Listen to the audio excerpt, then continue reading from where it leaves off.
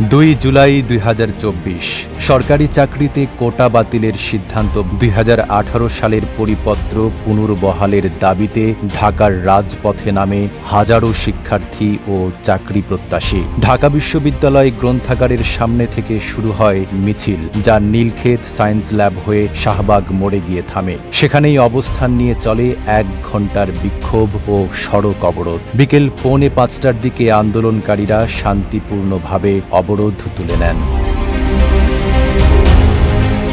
আন্দোলনের পরদিনের কর্মসূচি ঘোষণা করে বৈষম্য বিরোধী ছাত্র আন্দোলনের সমন্বয়ক নাহিদ ইসলাম জানান, 3 জুলাই দুপুর 2:30টায় গ্রন্থাগারের সামনেই আবারও অবস্থান কর্মসূচি পালন করা হবে। তিনি দেশের সব কলেজ ও বিশ্ববিদ্যালয়ের শিক্ষার্থীদের একই সময়ে একই ব্যানারে আন্দোলনে অংশ নেয়ার আহ্বান জানান। এই আন্দোলনের সূত্রপাত হয় 1 জুলাই সোমবার। কোটা না মেধা, মেধা মেধা স্লোগানে ফুঁসে ওঠে ক্যাম্পাসগুলো। সেদিন সরকারের প্রতি 3 দিনের আলটিমেটাম দিয়েছিলেন শিক্ষার্থীরা।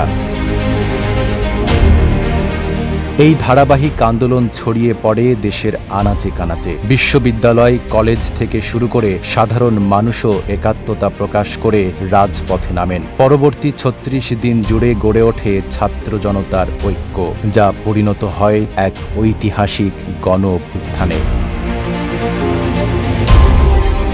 নাইম আরাবী, ঢাকা পোস্ট।